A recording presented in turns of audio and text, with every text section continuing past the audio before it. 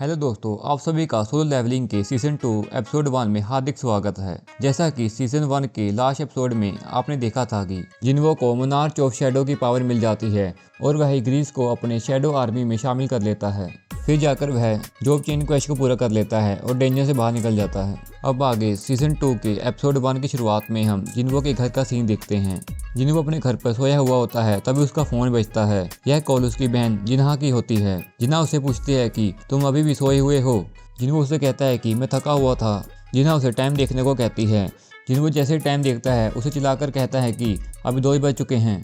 फिर जिन्हा उसे कहती है कि क्या तुम्हें पता है आज स्कूल आना है 5 बजे। फिर जिन्वो कहता है कि मैं अभी आ सकता हूँ, मैं अभी लेट नहीं हुआ हूँ। फिर जिन्हा कहती है कि जैसे कि मुझे तुमसे उम्मीद थी, स्कूल आने से पहले कॉल कर देना। जिन्वो कहता है कि क्या मुझे तैयार होना चाहिए, मैं तो अपनी बहन की टीचर से मिलने जा रहा हूँ, इसके लिए मुझे तैयार होना चाहिए। कुछ देर बाद हम एक बैंक का सीन देखते हैं, जहाँ पर जिन्वो अपना डेबिट कार्ड बनवाने और बैंक पासबुक अपडेट करने के लिए आया था। वहाँ पर एक असिस्टेंट होती है, वह उसे अपना बैंक अकाउंट देता है। असिस्टेंट जिन्वो के बैंक अकाउंट देखकर हैरान रह जाती है। वह कहती है कि आप इतने यंग हो और आपके पास 14 बिलियन रुपए हैं। वह जिन्वो से पूछती है कि सर आप क्या जॉब करते हो। जिन्वो उसे बताता है कि मैं एक हंटर हूँ। असिस्टेंट कहती है कि ठीक है, लोग कहते हैं कि हंटर कुछ ही पैसे कमाते हैं, लगता है कि आप एक हाई रैंक के हंटर होंगे। वह कहती है कि हमारे बैंक ने एक नया प्रोडक्ट लॉन्च किया है। जिन्वो उसे साफ मना कर देता है। वह मन ही मन में सोचता है कि यो जिन्हो से रेड करने पर वह अच्छे पैसे कमा लेता है। फिर हम जिन्हा के स्कूल का सीन देखते हैं। जिन्हा संग जिन्वो को देखकर हैरान रह जाती है। वह कहती है कि अच्छा, लोग इतनी जल्दी बदल जाते हैं। फिर जिन्वो कहता है कि क्या मैं अपनी बहन की टीचर से मिलने के लिए ट्रैक सूट में और स्लीपर पहन कर आता। वहीं पर स्कूल की बाकी लड़कियां जिन्वो को देखकर उस पर अट्रैक्ट हो जाती हैं। वह जिन्वो की तारीफ करने लग जाती हैं और जिन्हा ये सब देखकर कहती है कि तुम काफ़ी पॉपुलर हो चुके हो। फिर जिन्हा उसे मजाक मजाक में कहती है कि तुम्हारी तो कोई गर्लफ्रेंड भी नहीं है, फिर भी तुम इतनी देर तक कहाँ रहते हो। जिन्वो उसके गाल खींचता है और कहता है कि मुझे मजाक पसंद नहीं है। फिर जिन्वो टीचर के रूम में जाता है। टीचर उसे ग्रीट करती है और कहती है कि मुझे नहीं पता था कि जिन्हा का भाई इतना कूल है। वह जिन्वो को बैठने के लिए कहती है। जिन्वो सोचता है कि मैंने ग्रेजुएट यहीं से किया है, पर मैंने कभी भी इनको यहाँ पर नहीं देखा। टीचर जिन्वो से चाय पूछती है और कहती है कि आपको जिन्हा की चिंता करने की कोई ज़रूरत नहीं है, वह एक मॉडल स्टूडेंट है। वह जिन्वो को कहती है कि क्या आपको पता है जिन्हा का सपना मेडिकल कॉलेज में जाने का है। इस पर जिन्वो कहता है कि हाँ मुझे पता है। टीचर जिन्वो को कहती है कि उसके नंबर अच्छे हैं, उसका एकेडमिक रिपोर्ट भी अच्छा है, तो उस पर ज़्यादा प्रेशर मत डालना। इस पर जिन्वो हाँ में जवाब देता है। टीचर जिन्वो से कहती है कि मैंने सुना आप हंटर हो, खैर अगर जिन्हा अवेक्ड हुई हो तो आप उसे हंटर बनाओगे। जिन्वो उनको साफ साफ मना कर देता है। टीचर कहती है कि जैसी कि मुझे उम्मीद थी। वह कहती है कि यह पूछने का मेरा एक ही कारण है, यहाँ पर एक स्टूडेंट है जो कि स्कूल छोड़ना चाहती है क्योंकि वह अवेक्ड हुई है। वह स्टूडेंट क्लास भी नहीं लगाती, अगर ऐसा चलता रहा तो स्कूल उसे निकाल देगा। वह कहती है कि कम से कम उसे ग्रेजुएशन भी करनी चाहिए। मुझे हंटर के बारे में ज़्यादा कुछ नहीं पता, इसलिए मैंने आपसे बात की है। जिन्वो उससे पूछता है कि उसका रैंक क्या है। टीचर कहती है कि मैंने सुना है वह एक लो रैंक की है। जिन्वो कहता है कि ये तो ई रैंक है, वह स्टूडेंट इससे जल्दी मर जाएगी। टीचर कहती है कि अगर आप सहमत हो तो मैं आपसे एक फेवर चाहती हूँ। वह स्टूडेंट जिन्हा की फ्रेंड है, क्या आप उससे बात कर सकते हो। जिन्वो कहता है कि जिन्हा का फ्रेंड। टीचर कहती है कि हाँ वह एक फीमेल स्टूडेंट है, उसका नाम हैंगसोंग है। जिन्वो हैरान रह जाता है। वह सोचता है कि क्या ये वही लड़की है जो पिछली रेड में आई थी। वह उसी शाम उस लड़की से मिलने के लिए जाता है। वह उसकी बिल्डिंग के बाहर खड़ा होता है। उसे देखकर वह कहता है कि जैसा कि मैंने सोचा था ये वही है। हैंगसोंग उसे देखकर कहती है कि मिस्टर आप यहाँ पर, क्या हुआ है, क्या आप वो हो जिसे मेरे टीचर मिलवाना चाहते थे। जिन्वो उसे अपनी बहन की फ़ोटो दिखाता है और कहता है कि क्या तुम इसे जानती हो। वह कहती है कि हाँ ये तो जिन्हा है, मेरी फ्रेंड, आप जिन्हा के भाई हो। वह कहती है कि मैं हॉस्पिटल में आपसे मिलने के लिए आई थी, आपको बाहर से ही देखा था। अगर आप जिन्हा के भाई हो तो मैं जानती हूँ कि आप यहाँ पर किस लिए आए हो। सोंग कहती है कि मैं नहीं जानती मेरे टीचर ने आपसे क्या बात की, पर मैं स्कूल नहीं जाऊँगी, मैं हंटर बनना नहीं छोड़ना चाहती। जिन्वो कहता है कि तुम एक ही रैंक हो, तुम्हारे नॉर्मल अटैक मोस्टर पर काम नहीं करेंगे, तुम्हें एक जादुई वेपन चाहिए होगा। अगर तुम एक वेपन खरीदना चाहते हो तो तुम्हारे पास पैसे होने चाहिए। अगर तुमने हथियार खरीदने बंद कर दिए तो तुम्हें नए हथियार लेने के लिए मजबूर किया जाएगा। ये एक अच्छा बिजनेस नहीं है। क्या तुम अपने लड़ने के लिए खाली हाथों का इस्तेमाल करोगी। तुम एक हंटर बनने का सपना तो नहीं देख रही, क्योंकि तुम हमारे साथ रेड पर गई थी और हमने तुम्हें पैसे दिए थे। हैंगसोंग चिढ़ जाती है और कहती है कि बस करो अपना लेक्चर, आप भी एक ही रैंक हंटर हो। जिन्वो कहता है कि मैं भी तुम्हारी जैसा था, मैं तुम्हें यह छोड़ने के लिए मजबूर नहीं करूँगा। ये मुश्किल है असलियत को समझने के लिए, जब तक कि आप उसे सहन नहीं करते। हैंगसुंग कहती है कि फिर आप यहाँ पर क्यों आए हो। फिर जिनवो कहता है कि तुम्हें एक ग्रेट हंटर बनाने के लिए। इसके बाद हम एक एयरपोर्ट का सीन देखते हैं। यहाँ पर एक आदमी दिखता है जो कि हवैंग डोंगसू होता है। वह कहता है कि यहाँ का वातावरण कितना अलग है, मैं साउथ कोरिया जल्दी आ गया हूँ जैसा कि मैंने सोचा था। हवैंग डोंगसू वहाँ पर किसी को देखते हुए कहता है कि अरे यहाँ पर कौन आया है, बड़े दिनों बाद मिले हो तुम। यो जिनचुल कहता है कि यह नॉर्मल है कि एक मॉनिटरिंग डिवीजन से हंटर आता है और यह देखता है कि एस रैंक हंटर जो भी कोरिया में नया नया आया हो उसे रिसीव करता है। हवैंग डोंगसू उसका मजाक उड़ाते हुए कहता है कि मॉनिटरिंग डिवीजन, तुम अभी भी वहीं चेयरमैन के लिए काम कर रहे हो, मैं होता तो तुम्हारी जगह चेयरमैन बन जाता। यो जिनचुल वैंग डोंगसू से पूछता है कि आप यहाँ कब तक रहोगे। वैंग डोंगसू कहता है कि तुम्हें इसकी चिंता करने की ज़रूरत नहीं है, मैं इस देश में ज़्यादा समय तक नहीं रुकूंगा, जैसे मेरा काम ख़त्म होगा मैं यहाँ से चला जाऊँगा। फिर यो जिनचुल कहता है कि एक आदमी जो अपने बिजनेस के लिए अपना देश छोड़ सकता है वह फिर से यहाँ पर क्यों आया है, क्या ये ई रैंक हंटर संग जिनवो और यू जिनवू से रिलेट करता है। हवैंग डोंगसू हंसते हुए कहता है कि जैसा कि उम्मीद किया जा सकता है एक मॉनिटरिंग डिवीजन के मेंबर से तुम्हें कुछ चीज़ें पता है, क्या तुम मुझे रोकोगे। यो जिनचुल कहता है कि मैं तो सिर्फ अपना जॉब कर रहा हूँ। हवैंग डोंगसू से कहता है कि तुम मुझे काफ़ी पसंद हो, कैसा होगा अगर तुम हमारे गिल्ड के लिए काम करो, हम तुम्हें तुम्हारी पिछली गिल्ड से ज़्यादा पैसे देंगे। यो जिनचुल सोचता है कि एस रैंक हवैंग डोंगसू अपने बड़े भाई की तरह है। इसके बड़े भाई हवैंग डोंगसू ने काफ़ी लोगों को मारा है पर हमें कोई सबूत नहीं मिला। ये दोनों सच में खून से बंधे हुए भाई हैं। बेरहमी से कत्ल करने के बाद भी इन्हें कोई फ़र्क नहीं पड़ता। फिर हम एक नए डेंजन का पोर्टल देखते हैं। हमें यहाँ पर संग जिनवो और हैंग सोंग को साथ में देखते हैं। जिनवो कहता है कि वो समय हो गया है तुम्हें देखे हुए चीफ।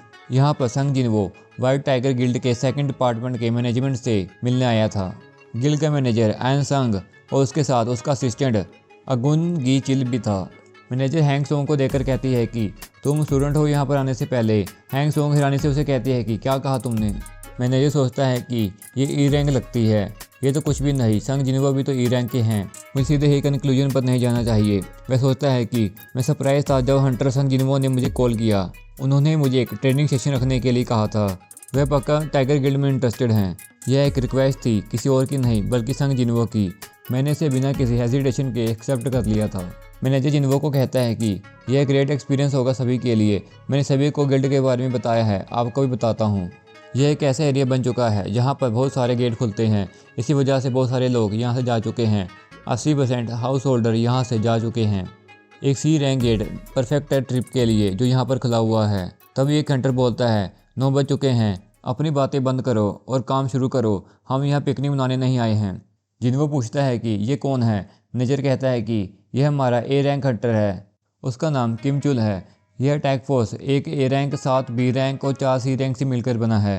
ये सभी नए भर्ती हुए हैं, यह इनके एक्सपीरियंस के लिए ज़रूरी है। जिनवो मैनेजर से पूछता है कि ये डेंजन इतना आसान है तो ए रैंक और 7 बी रैंक को लाने की क्या ज़रूरत थी। जिनवो कहता है कि चलो ये अच्छा हुआ, ये डिफरेंस बताएगी हैंगसंग को हंटर में और ई रैंक में। वह रियलाइज़ करेगी कि ई रैंक हंटर कितना हेल्पलेस होता है डेंजन के अंदर। असिस्टेंट मैनेजर जिनवो को कहता है कि यह एक इसी डेंजन है, इसके लिए आप साइडलाइन होकर इसे देखते रहिए। जिनवो हैरान रह जाता है उसकी बात सुनकर। सभी लोग डेंजन में चले जाते हैं। हैंगसुंग पूछती है कि मिश्र आप कब आओगे। जिनवो कहता है कि तुम्हारे बाद। जिनवो जैसे ही डेंजन में जाता है डेंजन का कलर बदल जाता है। जिनवो कुछ फील करता है। जिनवो कहता है कि ये कुछ गलत है, ये अलग वेव्स हैं इस डायमेंशन की। इस गेट का एहसास पहले कभी नहीं हुआ मुझे, ये अच्छी बात नहीं है, मुझे जल्दी से बाहर निकलना होगा, ये कितना खतरनाक हो सकता है। जिनवो अपना मुंह डेंजन से बाहर निकाल कर कहता है कि मिस्टर हान मेन फोर्स को बुलाइए, और वह डेंजन के अंदर चला जाता है। बाहर खड़े हुए मिस्टर हान को डर लगता है। वह कहते हैं कि ये कोई आम बात नहीं है, मुझे सीधे मास्टर से बात करनी चाहिए। मास्टर कहता है कि सी रैंक गेट का रेड गेट में बदलना बहुत ही गलत बात है, ये कैसे हो सकता है, मैं वहीं पे आ रहा हूँ। गिल्ड मास्टर का नाम बेक जोन हो है। यहीं पर हम दूसरी ओर देखते हैं कि यो जिनचुल वैंग डोंगसू को कार से कहीं ले जा रहा था। इसी बीच दोनों में बातचीत होती है। वैंग डोंगसू कहता है कि तुम जिस स्पीड से गाड़ी चला रहे हो इससे अच्छा तो मैं दौड़ के चला जाऊँ। फिर वह अपने भाई की बॉडी के बारे में पूछता है। इस पर यो जिनचुल कहते हैं कि हमें उसकी बॉडी को निजी तौर पर रखा हुआ है। फिर वह कहता है कि क्या तुम अपने भाई की बॉडी को देखना चाहते हो। वैंग डोंगसू कहता है कि मुझे मरे हुए लोगों में कोई इंटरेस्ट नहीं है, मुझे सिर्फ उसके द्वारा खड़े किए गए बखेड़ों में इंटरेस्ट है। फिर यो जिनचुल पूछता है कि फिर आप कहाँ जाना चाहते हो। इस पर वैंग डोंगसू कहता है कि मैं उन्हें डेंजन में जाके खोजूंगा, मुझे डेंजन के पास ले जाओ। इस पर यो जिनचुल कहता है कि तुम इतने सारे डेंजन में उन्हें कहाँ ढूंढोगे, फैंग डोंगसू कहता है कि इसकी दिक्कत 21वीं सदी में नहीं होती। ई रैंक हंटर संग जिन्वो लगता है अभी अभी डेंजर में गया है। इस पर यो जिनजुल कहता है कि डेंजर के अंदर और बाहर की दुनिया के लोग अलग अलग होते हैं, तुम जानते हो ना। फैंग डोंगसू कहता है कि मैं उन्हें पकड़ूं या छोड़ूं ये तुम्हारा मामला नहीं है। इस पर यो जिनजुल अजीब सा मुंह बनाकर कहता है कि यस आप सही कह रहे हो। वहीं दूसरी ओर हम डेंजर का सीन देखते हैं। वहाँ पर सभी हंटर हैरान रहते हैं। सभी कहते हैं कि ये कोई डेंजर नहीं लगता, अब तो गेट भी गायब हो चुका है। जिन्वो कहता है कि मुझे इस जगह पर कुछ अलग सा लग रहा है, यह कोई गेट नहीं है, हम किसी दूसरे डायमेंशन में आ गए हैं। हैंगचोंग कहती है कि कुछ तो गलत है यहाँ पर। तभी हैंगचोंग पर एक हमला होता है पर जिन्वो से बचा लेता है। दूसरी ओर बाकी हंटर्स पर भी हमला होता है। कई बाकी हंटर पेड़ के ऊपर देखते हैं तो उन्हें कुछ मोस्टर दिखाई देते हैं। जिन्वो कहता है कि ये तो आइस एल्फ्स है, मैं इन्हें फील नहीं कर पाया। जिन लोगों ने इन्हें पहले फेस नहीं किया वह उन्हें आइस एल्फ्स कहते हैं। जिन्होंने युद्ध में इसका सामना किया है वह किसी अलग शब्द का इस्तेमाल करते हैं। हंटर्स को बेरहमी से मारने के लिए इन्हें आइस लेयर भी कहा जाता है। वहीं दूसरी ओर गिल्ड मास्टर ब्रेक योनहू डेंजर वाले स्थान पर पहुंच जाता है। वह डेंजर को देखकर कहता है कि इसे कसकर बंद कर दिया गया है, यह तो परेशान करने वाला है, क्या ये सी रैंक गेट है। वहीं पर खड़ा मैनेजर मिस्टर हान कहते हैं कि आप सही हैं मिस्टर। योनहू मिस्टर हान से पूछता है कि क्या तुमने कोरियन गिल्ड को बुलाया। मिस्टर हान कहते हैं कि हाँ, पर उन्होंने हमारी बात पर यकीन नहीं किया। वह कह रहे थे कि ये सी रैंक गेट है, कोई दूसरा गेट नहीं। वे हमारी बात को टाल रहे थे। इस पर योनहू चिढ़ जाता है और कोरियन गिल्ड को गलत बोलता है। वह कहता है कि रेड गेट केवल हाई गेट पर ही खुलता है, तो वह इसे सी रैंक कैसे कह सकते हैं, कुछ तो गलत है। मेरे सामने का गेट बी रैंक का तो नहीं है। अगर हमारा बैड लक हुआ तो यह बी रैंक या ए रैंक का भी हो सकता है। इस पर मिस्टर हान कहते हैं कि सर क्या हम इसे मैजिकल एनर्जी सेंसर से मेजर कर सकते हैं।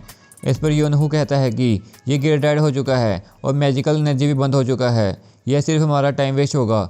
इस सिचुएशन में हमें रैंकिंग पता नहीं लगा सकते। फिर योनहू मिस्टर हान से पूछता है कि इसमें कितने हंटर गए हैं और कितने हाई रैंक हंटर भी गए हैं। इस पर मिस्टर हान कहते हैं कि सर 12 लोग गए हैं। इसमें एक ए रैंक हंटर किम चोल को कप्तान बनाया गया है और बाकी 7 बी रैंक हंटर भी हैं और बाकी लो रैंक हंटर भी हैं बीच में।